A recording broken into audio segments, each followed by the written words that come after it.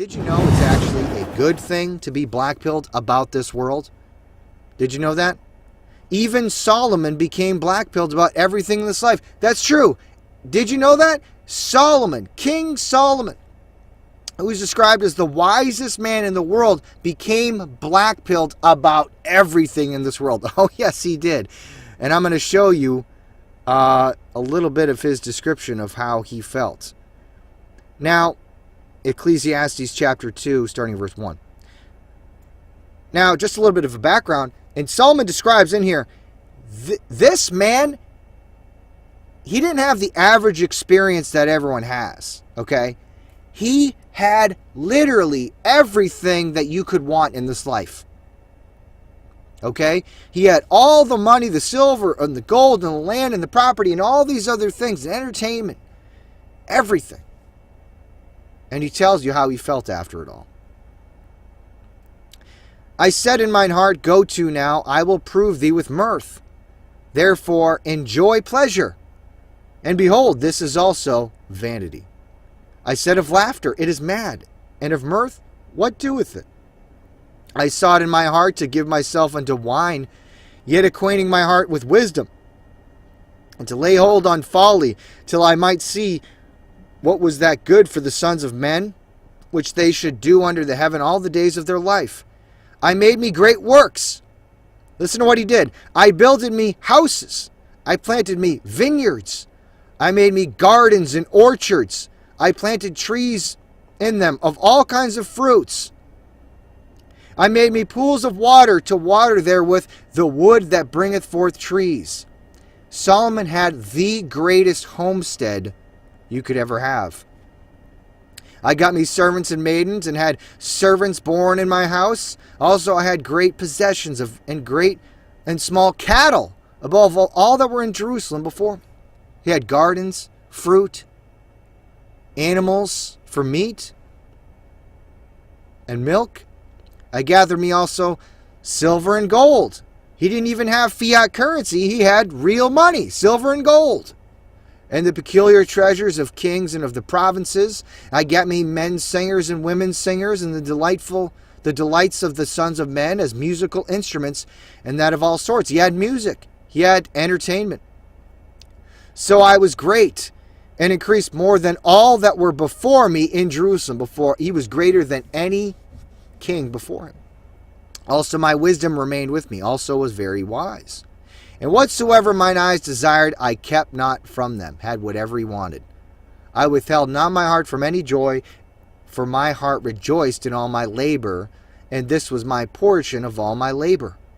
Then I looked on all the works that my hands had wrought, and on the labor that I had labored to do, and behold, all was vanity and vexation of spirit, and there was no profit under the sun. How in the world did that happen? He had everything you could ever want. Everything you could want he had, but then he said it was vanity, worthless, vexation of spirit. And I turned myself to behold wisdom and madness and folly. For what can the man do that which cometh after the for what can the man do that cometh after the king? Even that which hath already been done. What would someone do after that king, after he had done all that? They couldn't do anything new. He'd already done it all. Then I saw that wisdom excelleth folly, as far as light excelleth darkness. The wise man's eyes are in his head, but the fool walketh in darkness. And I myself perceived also that one event happeneth to them all, to the fool and to the wise. Then I said in my heart, as it happeneth to the fool, so it happeneth even to me. And why was I then more wise? Then I said in my heart that this is also vanity. Anything can happen in this life, whether you're a fool or wise. Then I said in my heart, this is also vanity, for there is no remembrance of the wise more than of the fool forever. Seeing that which now is in the days to come shall all be forgotten. And how dieth the wise man? As the fool. Same way. Both go to the same place. From dust they came, from dust they will return. Therefore, what does he say? I hated life Because the work that is wrought under the sun is grievous unto me, for all is vanity and vexation of spirit. That's very nihilistic, actually, to say it's all worthless. It's all vain. There's no point in anything. And I hated life. He was blackpilled. Yea, I hated all my labor which I had taken under the sun, because I should leave it unto the man that shall be after me. I'm just going to leave it all to someone else. And who knoweth whether he shall be a wise man or a fool? I don't know if he's going to be a fool. He'll come along and destroy everything that I had. He's going to ruin it all. So what's the point? Why am I even doing any of this? Yet shall ye have rule over all my labor, wherein I have labored. I did all this work, and wherein I have showed myself wise under the sun. This is also vanity. It's all vanity. He saw the futility of it all. Well, I worked my whole life and I got all this stuff and I enjoyed everything and then I built all this, but then I will die and then, well, what's going to happen to all this stuff? Who knows? Who knows what will happen? And so what's the point? Solomon had everything. And yet, after all that, he said he hated life and it was all vanity. Talk about blackpilled. I mean, he was absolutely blackpilled about everything in this life. For all these things, he's like, I hated life. It was all vanity. What's the point of all this? So think about this, okay? I want you to think about this after having read that. You became blackpilled because you saw the truth of how corrupt the world is and where it's heading. Solomon became blackpilled on the other extreme end of the spectrum. Solomon lived in a time of peace. He didn't have to war against other enemies. Solomon lived in a time of peace with enormous prosperity. It was as close to utopian as possible. And yet, he said it was all vanity, worthless. How is that possible? I'll tell you. When your hope or happiness is connected to the things of this world, you will forever be blackpilled. Let me say that again. When your hope or happiness is connected to the things of this world, you will forever be blackpilled no matter what happens. Whether you obtain the things of this world or whether you do not. Whether you change the world for the better or whether it becomes worse. If your hope and happiness is attached to any of those things, eventually the blackpilling will come. You will see the vanity. Because look at how he even became that way when he had everything. Right? Because you think about it, if you're upset because you see the truth of the world and how corrupt everything is, you want to try to make things better. You want to work towards a better world, a better society, changing things, more justice and prosperity and things that are good. And then when that doesn't happen, you get upset, get blackpilled. But Solomon had all that. It was good, prosperous, free. No war. But he still was blackpilled. So you're thinking, think about it in your mind. You're thinking, well, if I just make the world better and better and better, then I'll feel better. Well, you're going to get any better than what Solomon had in his time? You're going to get any better than that? Because the danger was still there. Because your hope and happiness is tied together with the things of this life. Solomon finally came to his senses, and the book of Ecclesiastes documents his journey into prosperity and repentance. Okay? So, a lot of people don't understand that. They see that, Solomon had all this stuff. He went astray because he had a bunch of wives that, by the way, the Bible told him he shouldn't have had. It says kings are not supposed to multiply wives unto themselves. But he backslid. He went away from God. And he messed up. But the book of Ecclesiastes, if you read it, is after he had all this stuff. It's written after he had all the money and he built everything and he had everything that he could want. After he has all that, he says it's all vanity. That's his repentance, looking back on all of that in his life and saying this was vanity. Here's the truth of the situation. So if you don't understand that, Ecclesiastes is Solomon's repentance from after what you read about Solomon. Okay? But anyways, it documents his journey from prosperity to repentance. And here is what Solomon said was the most important thing in life at the end of it all. Okay? So this is a man. Think about it. He had everything. Absolutely everything that you could ever want.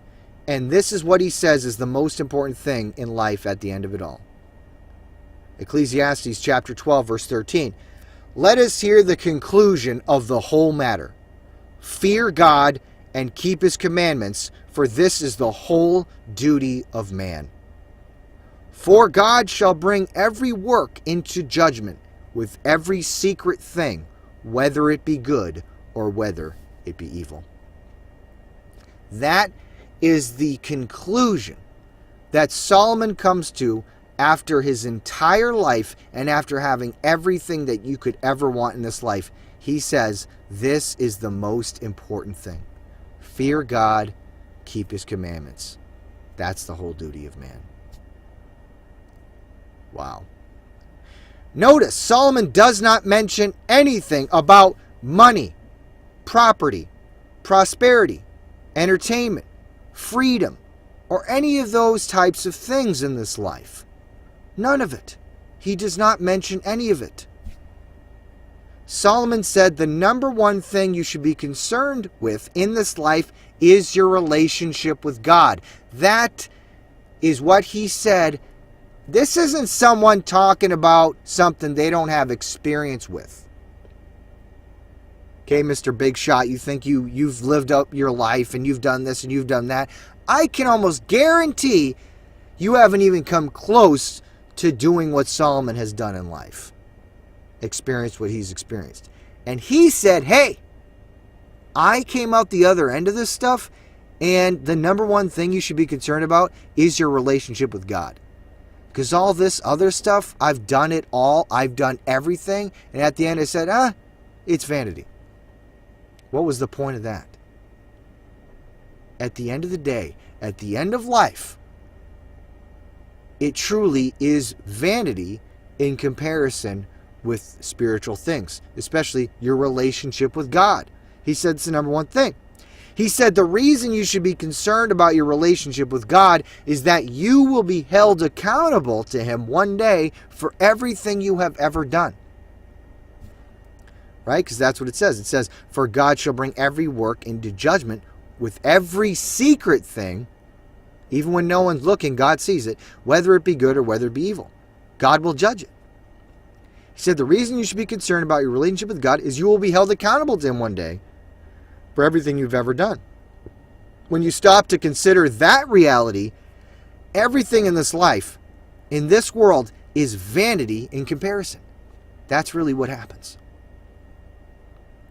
If you really stop to consider that reality, that God, you will face God one day. You will personally be held accountable by God for your life. And if you could fast forward all the way to the end, pretend you've already lived your life, you die, you stand before God, think about how you would feel in that moment. And now it's time to talk to God about how you spent all your time on this earth. Imagine in that moment. Now, think about this. Think about that moment. Now, think about everything in this life that you're chasing and thinking about and you're worried about and concerned about, and compare it, everything, every single thing to that one moment. And you start to see what is really important and what is truly vanity. When we stand before God in the day of judgment, everything that mattered so much in this world will mean nothing. And so to be blackpilled about this world is good. If the next step is your focus turning to God and the things of eternity. It's not good to just be blackpilled about this world and then nothing after that. Well, then you're just going to be depressed and hopeless and all this stuff. I don't want you to feel that way. I don't want that to happen. That's not good. But if you're blackpilled about everything in this world and you say, I don't have hope for anything good in this world. I'm not attached to this world. I don't get my happiness from anything in this world. If you're blackpilled in that way, great. If the next step is turning to God and the things of eternity. Say, hey, you know what? This life is vanity. The things of this life. The things that everyone is concerned about. And they're so desperate to do something about and to change the things in this world. All those things are not going to matter in the day of judgment. It's not going to matter when I stand before God. And so it's okay to be blackpilled about this life if after that you are making the number one concern in your life, the number one concern, your relationship with God and the things of eternity, the things, spiritual things beyond this material world, beyond the five senses. That is the reality that you will have to deal with for all of eternity. It's the most important thing. We should not have our hope dependent on the future of this world. How's the future of this world looking? Not good. And that's okay. You shouldn't have your hope wrapped up in the future of this world. We should not have our happiness dependent on the future of this world. Not hope or happiness.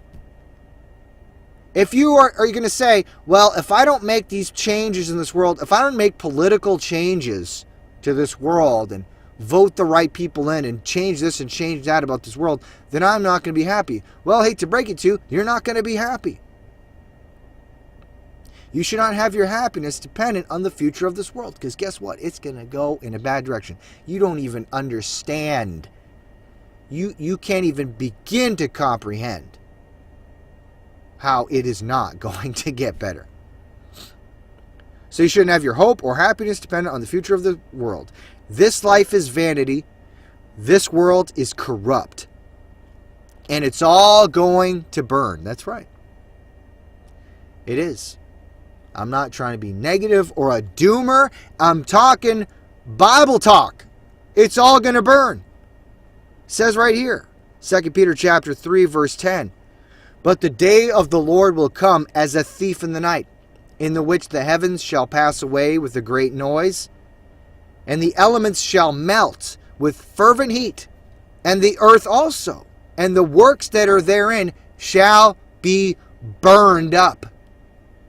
It's all going to burn. Seeing then that all these things shall be dissolved, what manner of persons ought ye to be in all holy conversation and godliness, looking for and hasting unto the coming of the day of God, wherein the heavens being on fire shall be dissolved, and the elements shall melt with fervent heat.